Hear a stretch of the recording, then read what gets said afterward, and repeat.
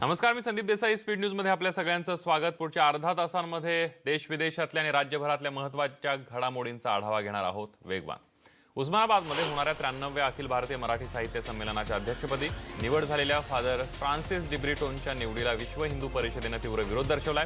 Whip करत असलेल्या विरोधामुळे राज्यात नवा वाद पेटण्याची चिन्ह निर्माण झाली आहेत. व्हीपीनं डिब्रिटो हे सक्तीनं धर्मांतर करत असतात आणि हिंदू संतांना विरोध करतात असं म्हणत डिब्रिटोंच्या निवडीला विरोध केलेला आहे.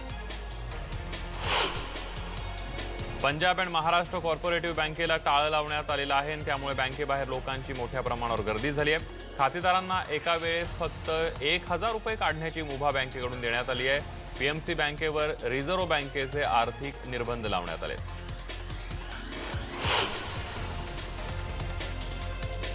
तर पीएमसी बँकेच्या पिंपरी शाखेमध्ये पोलीस बंदोबस्त तैनात करण्यात आलेला आहे. स्थानिक शाखा अधिकाऱ्यांना खातेदारांनी घेराव घातला, मात्र शाखा अधिकारी फक्त आरबीआयची नोटीस दाखवत आहेत. छत्रपती उदयनराजे भोसले यांनी आज सातारा शहरामध्ये आपल्या कार्यकर्त्यांसोबत चक्क दुचाकीवरून सफर केली आहे. काल झालेल्या शरद पवारांच्या शक्ती प्रदर्शनाचा कोणताही भाव राजेंच्या चेहऱ्यावर दिसत नव्हता. उदयनराजेंची अशा प्रकारे अनोखी स्टाईल पाहायला सातारकरांनी गर्दी केली होती. शिवसेना आणि भाजपमध्ये जागा वाटपाचा तिढा कायम आहे. युतीचा निर्णय आता अमित शहांच्या कोर्टात आहे. युतीची घोषणा आज होण्याची शक्यता धुसर झाली आहे, कारण युतीचं घोडं 10 जागांवर अडल्याची माहिती आहे. त्यामुळे संयुक्त पत्रकार परिषद ही आज होणार नाहीये. जागा वाटपाबाबत युतीत अजूनही एकमत झाले नाहीये. अगदी शेवटच्या क्षणी युतीची बोलणी रखडल्याचं समजतंय. मिलिंद देवरा यांची आता भाजपशी जवळीक वाढल्याच्या चर्चांना उधाण आलंय आणि याला कारणही तसंच ठरलंय, म्हणजे त्यांनी केलेलं ट्विट. मोदींनी काल ह्युस्टनमध्ये भाषण केल्यानंतर मिलिंद देवरा यांनी आपले वडील मुरली मनोहर देवरा यांची एक आठवण ट्विटरवर शेअर करत मोदींना टॅग केली आहे. तर मोदींनीही त्यांचं कौतुक करत आज मुरली देवरा असते तर त्यांना पण भारत आणि अमेरिकेचे संबंध पाहून आनंद झाला असता असं ट्विट केलंय. दरम्यान या ट्विटमुळे मिलिंद देवरा यांचं भाजप प्रेम दिसत असल्याची चर्चा सुरू झाली आहे. अहमदनगरच्या कर्जत जामखेड मतदारसंघामध्ये अजित पवार यांच्या उपस्थितीमध्ये निर्धार सभा झाली. पुतण्या रोहित पवार यांच्यासाठी अजित पवार यांनी या मतदारसंघात पहिल्यांदा सभा घेतली. राष्ट्रवादीतून उमेदवारीसाठी इच्छुक असलेले राजेंद्र गुंड देखील सभेला उपस्थित होते. सभेच्या सुरुवातीलाच गुंड यांनी आपला उमेदवारीचा दावा मागे घेत रोहित पवार यांच्या उमेदवारीला समर्थन दिलंय. जळगावमधल्या पालवीमध्ये भाजपच्या मेळाव्याची तयारी सुरू असताना जमावाने तोडफोड केली आहे. ही तोडफोड सेनेचे ज्येष्ठ नेते गुलाबराव पाटील यांच्या कार्यकर्त्यांनी केली असल्याचा आरोप भाजपच्या कार्यकर्त्यांनी केलाय. मात्र गुलाबराव पाटील यांनी हा आरोप फेटाळून लावलाय.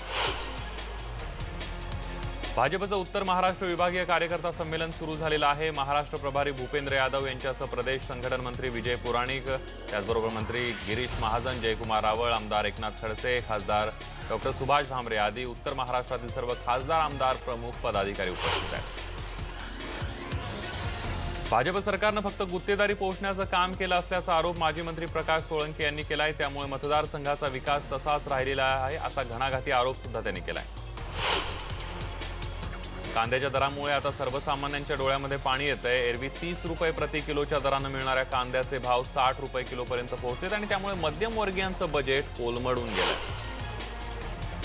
तर दुसरीकडे मालेगावमध्ये कांदा चोरीच्या घटना सुरू झालेल्या आहेत. भाव वाढताच मालेगावमध्ये 2 ठिकाणी कांदा चाळीवर चोरट्यांनी डल्ला मारलाय. मालेगावमध्ये कवळाने आणि कळवणमध्ये तब्बल 27 क्विंटल कांदा चोरांनी लंपास केलाय. कांदा चोरणाऱ्या एका चोराला पोलिसांनी ताब्यात घेतलंय. पालघर जिल्ह्यातल्या एकात्मिक आदिवासी विकास प्रकल्प डहाणू आणि जव्हार अंतर्गत 11 महिन्यांच्या कंत्राटी करारावर कला शिक्षकांच्या नेमणुकीमध्ये घोटाळा झाल्याचा आरोप करण्यात येतोय. जाहिरात देऊन ऑनलाईन पद्धतीनं आवेदनपत्र मागवण्यात आली होती. कागदपत्र पडताळणी प्रक्रियेमध्ये मोठ्या प्रमाणावर चुका असल्याचं उमेदवारांचं म्हणणं आहे आणि त्यामुळे या प्रकरणाची चौकशी होईपर्यंत निवड झालेल्या उमेदवारांना नियुक्तीपत्र न देता स्थगिती द्यावी अशी मागणी जोर धरू लागली.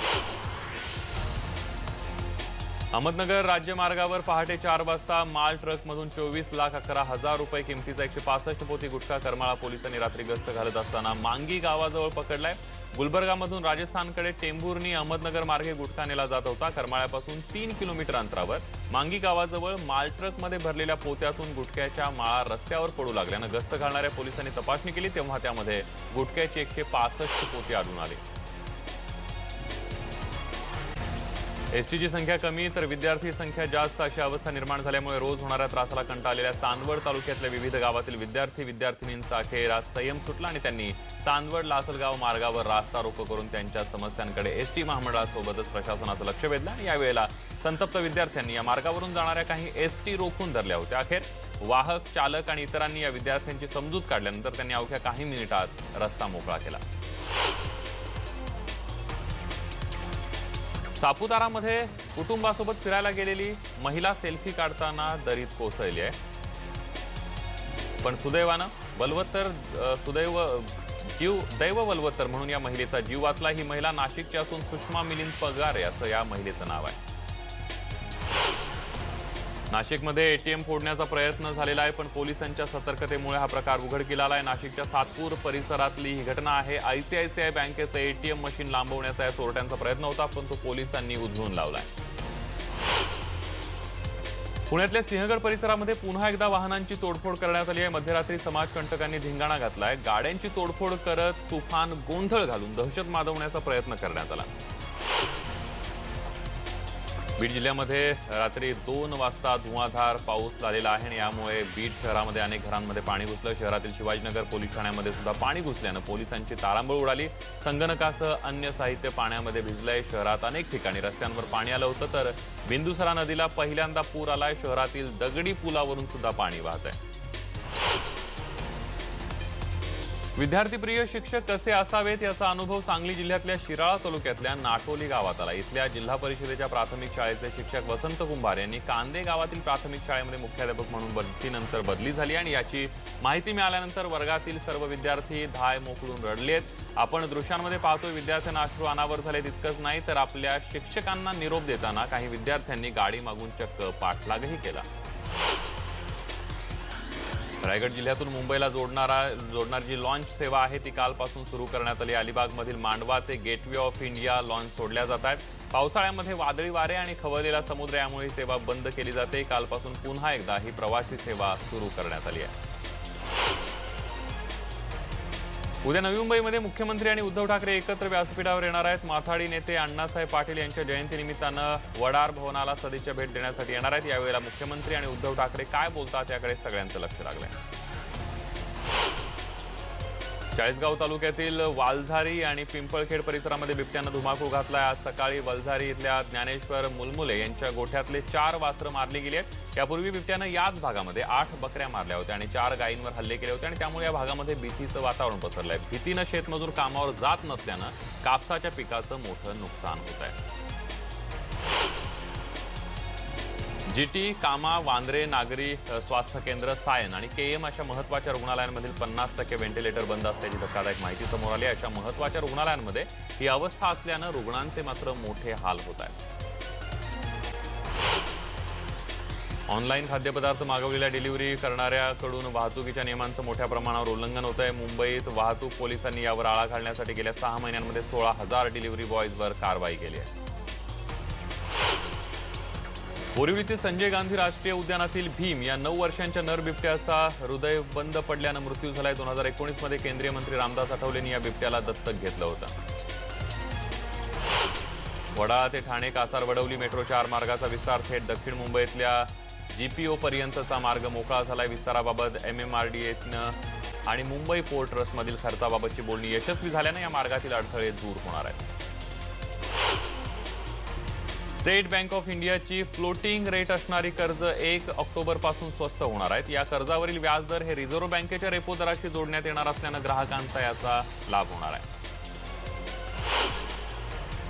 तिकीट दर कमी केल्यामुळे बेस्टकडे सुट्ट्या नाण्यांचा खच पडू लागलाय। जादा सुट्ट्या नाण्यांची अडचण संपुष्टात आणण्यासाठी बेस्टनं ही चिल्लर सर्व बस डेपोमध्ये उपलब्ध करण्याचा निर्णय घेतलाय। ज्यांना चिल्लर हवी आहे त्यांच्यासाठी सर्व बस आगारामध्ये व्यवस्था करण्यात आली आहे। म्हाडा प्राधिकरणाच्या सहकार्यानं खासगी जमिनीवर उभारल्या जाणाऱ्या प्रकल्पातील 20% घरं प्राधिकरणाच्या अखत्यारीत येण्याची अट असते। मात्र अशा 6 महिन्यांच्या आत लाभार्थींची पात्रता निश्चित न झाल्यास ती घरं विकासक आपल्या ताब्यात ठेवू शकतो अशी अट असून ती अडचण ठरते आणि त्यावरून रहिवाशांचा रोष लक्षात घेता पात्रता निश्चित कालावधी 6 महिन्यांवरून 18 महिने इतका करण्याची सूचना म्हाडा कोकण मंडळातर्फे केली जाणार आहे। एअरबसच्या 2 विमानांमध्ये एकाच दिवशी अपघातासारखी स्थिती निर्माण झाली। एअरबस 321 प्रकारची ही दोन्ही विमानं एअर इंडियाची होती आणि हवेतच असताना विमानांना मोठे धक्के बसले। यामुळे आता एअरबस विमानातून प्रवास करताना प्रवाशांनी दक्षता घेण्याची गरज आहे। नवी मुंबईतील शिवसेनेचे नगरसेवक संजू वाडे यांचं नशीब बलवान होतं म्हणून ते वाचले। ऐरोलीमध्ये ते आपल्या प्रभागातील सोसायटीमध्ये उभे असताना रॉयल पाम या झाडाची मोठी फांदी त्यांच्या डोक्यावर पडली। अंदाजे 40 ते 50 फुटावरून ही फांदी पडल्यानं संजू वडे हे खाली कोसळले। ब्रेकनंतर स्पीड न्यूजमध्ये इतरही बातम्यांचा आढावा घेणार आहोत। वेगवान वाशिम जिल्ह्यातल्या धनज गावाजवळ असलेल्या नाल्याच्या पुरामध्ये आंबोडा गावातील 58 वर्षीय महिला वाहून गेली होती। आज या महिलेचा मृतदेह 22 किलोमीटरवर लांब बेंबळा नदीपात्रामध्ये आढळून आलाय। आंबोडा गावातील रामचंद्र बनसोड व त्यांची पत्नी कुसुमबाई बनसोड हे दोघे सोमवारी जात होते। सुप्रीम कोर्टामध्ये आज सोशल मीडियाला आधार सोबत लिंक करायचं का या संदर्भात सुनावणी होणार आहे। गेल्या काही दिवसांपासून सोशल मीडियाला आधार सोबत लिंक करायचं अशी मागणी होती आणि याच मागणीच्या पार्श्वभूमीवर ते सुप्रीम कोर्टात याचिका दाखल करण्यात आली होती। या याचिकेवर सुप्रीम कोर्टात 3 सदस्यीय खंडपीठापुढे आज सुनावणी होणार आहे। आज पंतप्रधान नरेंद्र मोदी आणि अमेरिकेचे राष्ट्राध्यक्ष डोनाल्ड ट्रम्प यांच्यामध्ये द्विपक्षीय चर्चा होणार आहे। व्यापार आणि दहशतवाद या 2 मुद्द्यांवर या चर्चेमध्ये भर असणार आहे। गेल्या 12 महिन्यांमध्ये भारत अमेरिका यांच्यात तिसऱ्यांदा द्विपक्षीय चर्चा होती आहे। आज न्यूयॉर्कमध्ये रात्री 9:45 ही भेट होणार आहे। विदर्भातील सिंचन घोटाळा प्रकरणी सर्व पक्षकारांनी आपले अंतिम मुद्दे दाखल करावेत असा आदेश मुंबई उच्च न्यायालयाच्या नागपूर खंडपीठाने दिला आणि त्यानंतर प्रकरण निकाली लावण्यासाठी अंतरिम तारीख ठरवण्यात येणार असल्याचं कोर्टानं म्हटलंय। बँक कर्मचाऱ्यांनी 26 आणि 27 सप्टेंबर रोजी पुकारलेला संप अखेर मागे घेण्याची घोषणा केली आहे। केंद्र सरकारच्या विलिनीकरणाच्या निर्णयाविरोधात कर्मचाऱ्यांनी हा संपाची आज पुकार दिली होती आणि बँक कर्मचारी संघटनेचे नेते आणि अर्थ सचिव राजीव कुमार यांच्यात सकारात्मक चर्चा झाल्यानं संप मागे घेण्यात आलाय। 2021 ची जनगणना पूर्णपणे डिजिटल असणार आहे अशी घोषणा आज अमित शहांनी केली आहे। माहिती गोळा करणाऱ्यांकडे एक ॲप असेल, त्यामध्ये ते सर्व माहिती फीड करतील। काश्मीर खोऱ्यातील वर्षानुवर्ष बंद अवस्थेमध्ये असलेल्या तब्बल 50,000 मंदिरांची दारं उघडी करण्यासाठी सर्व्हे केला जाणार असल्याची माहिती केंद्रीय गृह राज्यमंत्री किशन रेड्डी यांनी दिली आहे। याशिवाय बंद असलेल्या अनेक शाळा देखील सुरू केल्या जाणार आहेत। हाऊडी मोदी कार्यक्रमात पंतप्रधान मोदी आणि अमेरिकी अध्यक्ष ट्रम्प सहभागी झाले होते। यावेळेला सात्विक हेगडे या 9 वर्षीय मुलाला अमेरिकेच्या अध्यक्ष डोनाल्ड ट्रम्प आणि पंतप्रधान नरेंद्र मोदींसोबत सेल्फी काढण्याची संधी मिळाली। मुलाच्या हातात फोन बघून ट्रम्प थांबले आणि त्यांनी फोटो काढला आणि हस्तांदोलन सुद्धा केलं। देश आणि आर्थिक मंदीच्या कचाट्यात सापडल्यामुळे जीएसटी संकलन वित्त हे 2019 ते 2020 मधील अंदाजापेक्षा 40,000 कोटींनी कमी होईल असा अंदाज केंद्र सरकारनं व्यक्त केलाय। करवृद्धी कमी झाल्यास केंद्राच्या महसुलावरील दबाव आणखी वाढणार आहे। केंद्र सरकारनं कॉर्पोरेट कपात केल्यानंतर मारुती सुझुकीनं आपल्या कारच्या किमतींमध्ये कपात करण्याचा विचार सुरू केलाय। मात्र या निर्णयाला हुंदाई, टोयोटा आणि होंडा या कंपन्यांनी नकार दिलाय। सध्याच्या सवलती पुरेशा असून आणखी सवलती देण्यास कंपन्यांनी नकार दिलाय। लॉस एंजेलिसमध्ये नुकताच एम्मी पुरस्कार सोहळा पार पडला। यामध्ये एचबीओच्या गेम ऑफ थ्रोन्सला उत्कृष्ट नाट्य मालिका हा पुरस्कार मिळाला आहे, तर पीटर डिंकलेज याला उत्कृष्ट सहाय्यक अभिनेता या पुरस्कारानं गौरवण्यात आलंय। अमेझॉनच्या फ्लीबॅग या मालिकेला 71व्या एमी पुरस्कार कार्यक्रमामध्ये एकूण 4 पुरस्कार मिळाले असून उत्कृष्ट अभिनेत्री, दिग्दर्शक, उत्कृष्ट विनोदी मालिका या गटामध्ये या मालिकेनं बाजी मारली आहे। फोबी वॉलर ब्रिज यांना उत्कृष्ट लेखनाचा आणि उत्कृष्ट मुख्य अभिनेत्रीचा पुरस्कार मिळालाय। त्यानंतर स्पीड न्यूजमध्ये पुन्हा एक छोटासा ब्रेक घेऊन परतूया। पहा फक्त न्यूज 18 लोकमत।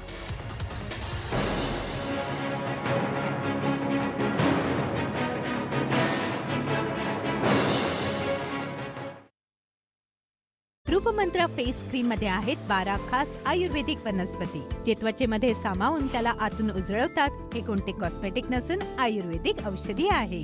वर्धा, अब हो जाइए तैयार। सौरभ बिल्डर लेकर आए हैं महारेरा रजिस्टर्ड यूरिच मॉल, जहां होंगे hyper market, branded retail, multiplex, banquet hall, food court, fine dining, सभी सुविधाओं के साथ हो रहा है तैयार यूरिच mall.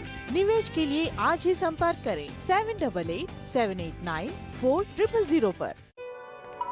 The best watches are from Switzerland, and the best suits are Italian. But the best perfumes are always French. Envidio, the power of French perfume.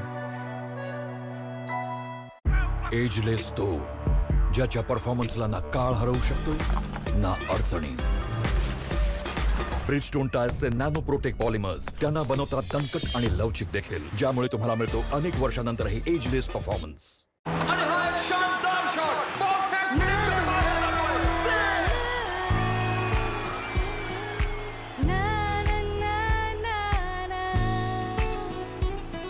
Actually आमच्या नव्या film मध्ये ती मम्मी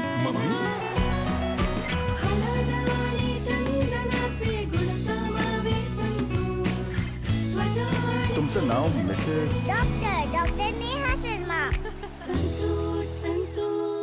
मी रुक्मिणी भालेराव आणि चौघ माझी पोरं. हा धाकटा प्रशांत डॉक्टर आहे. हा 3 नंबर उदय सुशिक्षित आहे बरं का. ह्यो रवी मास्तर आहे. याचं नाव प्रभाकर. राहणार आसोला. म्हणजे मराठवाडा ना. हा. व्यवसाय शेती. अवघड आहे. एकतर तुमचा मुलगा शेतकरी, मराठवाड्यातील पाण्याचा प्रॉब्लेम कुणाला माहित नाही.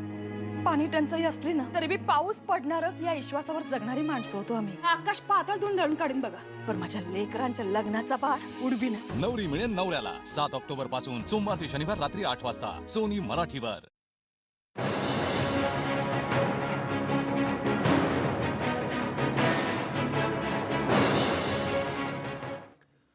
ब्रेकनंतर बघूयात क्रीडा आणि मनोरंजन विश्वातल्या घडामोडी थोडक्यात. मिताली राजच्या निवृत्तीनंतर प्रथमच आंतरराष्ट्रीय मालिकेसाठी भारतीय महिला संघ मैदानावर उतरणार आहे. भारतीय महिला संघाच्या दक्षिण आफ्रिकेविरुद्धच्या T20 सामन्याला आजपासून सुरुवात होते. या मालिकेतील पहिल्या सामन्यामध्ये नव्या दमाच्या खेळाडूंवरच सर्वाधिक जबाबदारी असणार आहे. भारताचा स्टार कर्णधार विराट कोहलीवर सध्या निलंबनाची टांगती तलवार आहे. दक्षिण आफ्रिकेविरुद्ध T20 सामन्यात फलंदाजी दरम्यान नियमांचा भंग केल्याप्रकरणी सामनाधिकारी रिची रिचर्डसन यांनी विराटला शिस्तभंगाचे गुण दिलेला आहे. विराट कोहलीनं दक्षिण आफ्रिकेचा गोलंदाज ब्युरेन हेड्रिग्जला फलंदाजी दरम्यान धक्का दिला होता.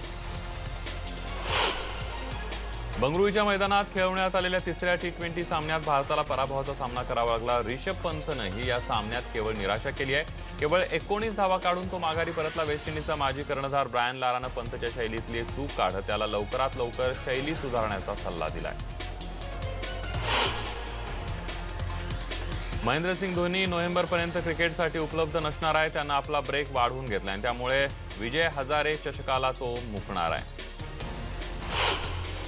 दक्षिण आफ्रिकेच्या क्रिकेट टीमचं विशाखापट्टणममध्ये आगमन झालं. T20 सामन्यानंतर आता 2 ऑक्टोबरपासून भारत आणि दक्षिण आफ्रिका यांच्यातील कसोटी मालिकेला सुरुवात होणार आहे. चीन खुल्या बॅडमिंटन स्पर्धेत सुरुवातीच्या फेरीतलं PV सिंधूचं आव्हान संपुष्टात आलं होतं, परंतु आता सिंधूजवळ आणखी एक संधी उपलब्ध झाली आहे. आजपासून कोरिया खुल्या बॅडमिंटन स्पर्धेला सुरुवात होते आणि त्यामुळे सिंधूला या स्पर्धेत साजेचा खेळ करण्याचं आव्हान असणार आहे.